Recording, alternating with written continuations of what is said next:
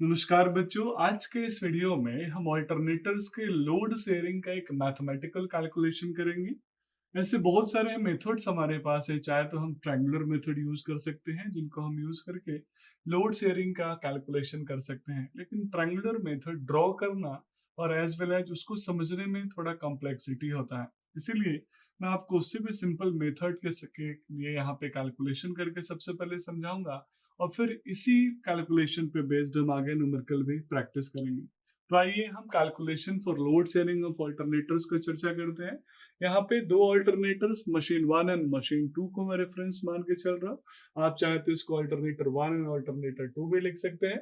Frequency in hertz versus load in megawatt का हमने characteristics बनाया है, यानी फ्रीक्वेंसी लोड कैरेक्टरिस्टिक्स हमने ड्रॉ किया है दो मशीन का। मशीन 1 की जो ऑपरेटिंग फ्रीक्वेंसी है उसको हमने एफ नॉट 1 लिखा है, नो लोड फ्रीक्वेंसी के रिस्पेक्ट में बोलो। सिमिलरली मशीन 2 के लिए एफ नॉट 2, जो फ्रीक्वेंसी जो मशीन 1 और मशीन 2 की जो लोड शेयरिंग है एट कॉमन फ्रीक्वेंसी, क्योंकि कॉमन फ्रीक्वेंसी कितनी है एफ हर्ट्ज हमने लिया है, जैसे इंडियन स्टैंडर्ड में 50 हर्ट्ज। तो जो कॉमन फ्रीक्वेंसी है उसके हिसाब से हम देखें तो मशीन 1 जो है वो P1 हमारी लोड को शेयर कर रहा है, और सिमिलरली मशीन 2 जो है उसकी जो लोड शेयरिंग कैपेबिलिटी है वो P2 है। तो बच्चों P1 P2 load shared by machine है। अब हम बात करेंगे W1 W2 के बारे में। तो आप यहाँ पे देख पा रहे होंगे W1 और W2 यानी फुल लोड 1 की फ्रीक्वेंसी हमने मशीन 1 की फुल लोड फ्रीक्वेंसी FL1 माना, मशीन 2 की जो फुल लोड फ्रीक्वेंसी हमने माना है दैट इज FL2। तो मशीन 1 की फुल लोड पे जो रेटिंग है, पावर रेटिंग है दैट इज W1, और मशीन 2 की जो फुल लोड पे पावर रेटिंग है दैट इज W2। तो बच्चों आइए इसको हम नोमेनक्लेचर में समझ लेते हैं। नोमेनक्लेचर में मैंने W1 को माना है full load power rating of machine 1। Similarly आप देख रहे होंगे W2 को हमने माना है full load power rating of machine 2। हमने P1 को यहाँ पे नोमेनक्लेचर में समझा है पावर शेयर्ड बाय मशीन 1, यानी ऑल्टरनेटर 1 कितना पावर शेयर कर रहा है। सिमिलरली P2 को हमने माना है पावर शेयर्ड बाय ऑल्टरनेटर 2। बच्चों यहाँ जो P होगा वो total power shared by two machines होगा, और P को मैं लिख सकता हूँ P जो होगा total power shared, and that is equal to, यहाँ दो मशीन का है तो P1 प्लस P2, यानी दोनों मशीन के पावर शेयर्ड का सम होना चाहिए। F01 F01 बच्चों है, नॉट यहाँ पे नो लोड को रिप्रेजेंट करेगा, तो no load frequency of machine 1 F01 है, और no load frequency of machine 2 F02 है। सिमिलरली बच्चों FL1 है full load frequency of machine 1, FL full load के लिए हमने लिया है, F फ्रीक्वेंसी है, L फॉर लोड के लिए है, FL2 हमने full load frequency of machine 2 के लिए लिया है। जो F है बच्चों वो कॉमन फ्रीक्वेंसी है दोनों ऑल्टरनेटर्स का, जिसमें मेरे ऑल्टरनेटर्स पैरेलल में कनेक्ट होंगे, ऑपरेट होंगे, यानी वो फ्रीक्वेंसी है जिस पे ऑल्टरनेटर्स पैरेलल में कनेक्ट होके ऑपरेट हो रहे हैं। तो ये सारे नोमेनक्लेचर आप याद कर लेंगे बच्चों, क्योंकि इन्हीं नोमेनक्लेचर को आपको न्यूमेरिकल को रीड आउट करते समय गिवन डेटा में से इन वैल्यूज को आइडेंटिफाई करके नोट डाउन करना है। अब आइए हम दोनों मशीन्स के लिए मैथमेटिकल एनालिसिस करते हैं। सबसे पहले बच्चों हम मशीन 1 का केस लेंगे, यानी मशीन 1 में हम केस यहाँ पे समझेंगे कि कैसे फ्रीक्वेंसी चेंज हो रहा है और कैसे हमारी लोड शेयरिंग वैल्यू डिसाइड हो रही है। तो सबसे पहले हम कैलकुलेशन करते हैं drop in frequency from no load to full load. तो बच्चों आप ही से मैं पूछूंगा कि मुझे कैलकुलेट करना है drop in frequency from no load to full load. तो from no load to full load, ध्यान दीजिएगा बच्चों, मैं no load to full load condition में जो फ्रीक्वेंसी में ड्रॉप हो रहा है उसकी बात कर रहा हूं। तो आप मुझे बताएंगे नो लोड फ्रीक्वेंसी कितना है बच्चों, F01, तो F01। फुल लोड फ्रीक्वेंसी कितना है FL1, तो ये ड्रॉप हो रहा है, ये मैं हर्ट्ज में मेजरमेंट कर सकता हूं, तो दैट इज FL1। जो कैलकुलेशन मैं मशीन 1 के लिए करूंगा बच्चों, वैसे ही कैलकुलेशन हमें मशीन 2 के लिए करना है।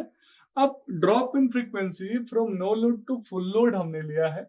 अब no load to full load के लिए यानी फुल लोड कंडीशन में FL1 फ्रीक्वेंसी है, तो यूनिट रेटिंग के लिए कितना होगा बच्चों। तो आइए अब हम निकालेंगे drop in frequency for unit rating. तो drop in frequency for unit rating, unit मतलब रेटिंग हम 1 मान के चल रहे हैं, यूनिटी वैल्यू के लिए ले रहे हैं, तो फॉर यूनिट रेटिंग।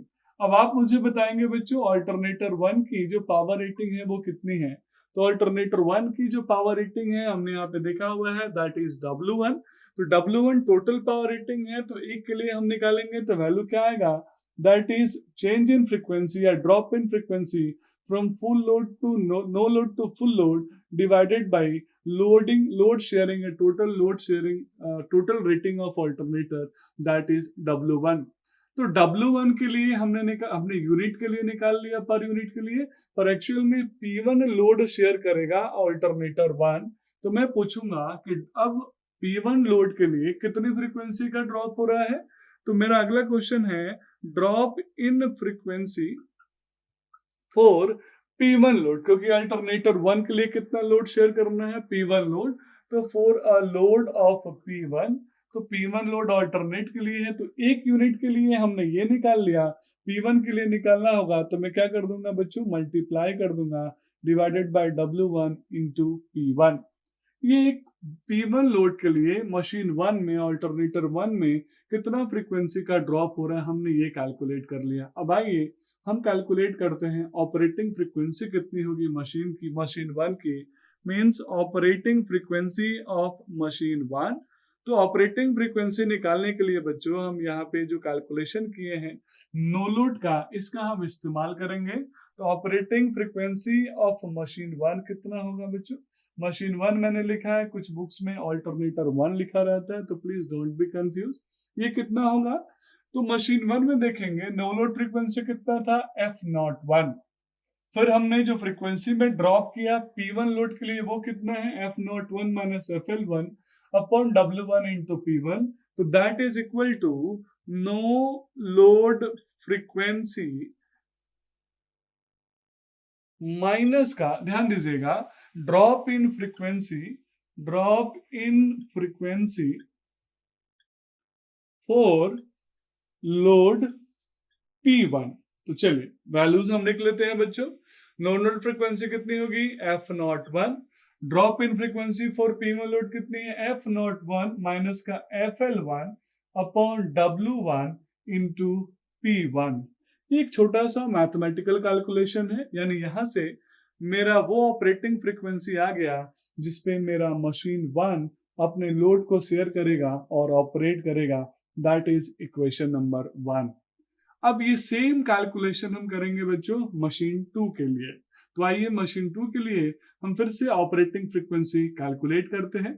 तो मैं इस पूरे प्रोसेस को वापस रिपीट नहीं करूंगा, मैं इसी प्रोसेस को यूज करके डायरेक्ट लिख दूंगा कि मशीन 2 के लिए लोड शेयरिंग वैल्यू कितनी होगी। तो बच्चों मशीन 2 के लिए सेम प्रोसेस हम फॉलो करेंगे। तो आइए मैं उसी प्रोसेस को फॉलो करके direct operating frequency of machine 2 लिख देता हूँ। ट्रिक बहुत सिंपल सा है, याद कर लीजिएगा। सेम वहीं से आएगा no load frequency of machine 2 कितना है बच्चों, F02 माइनस का ड्रॉप, जो हमें ड्रॉप निकालना है, यानी फ्रीक्वेंसी में जो ड्रॉप हो रहा है। तो फ्रीक्वेंसी में ड्रॉप क्या था बच्चों, नो लोड फ्रीक्वेंसी माइनस का लोड फ्रीक्वेंसी।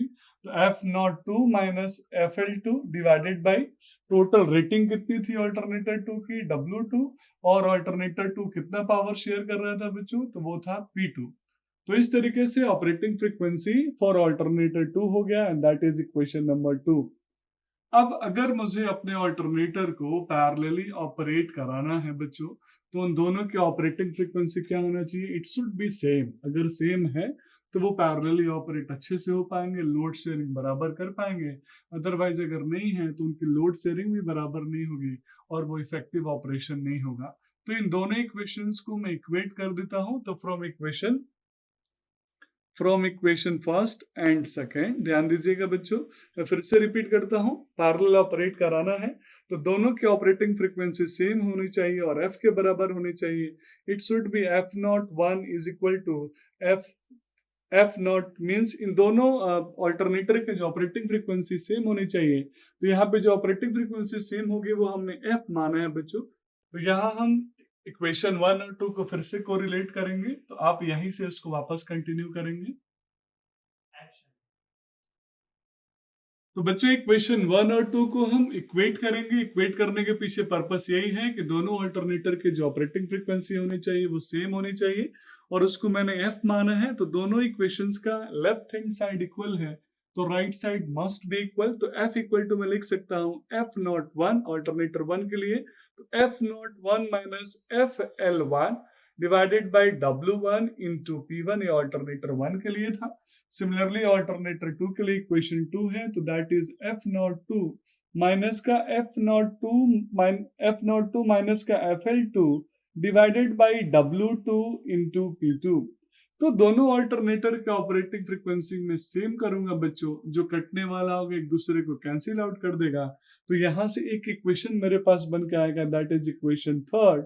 और हमें पता है ऑल्टरनेटर जो टोटल लोड शेयर कर रहा है that is equal to P, और वो दो इंडिविजुअल लोड शेयरिंग वैल्यूज के बराबर होगा, that is P one plus P two, equation number 4। तो हम इक्वेशन थर्ड एंड फोर्थ को एक सॉल्व करेंगे। तो from equation third and fourth finally मैं load sharing by individual alternator आसानी से कैलकुलेट कर लूंगा।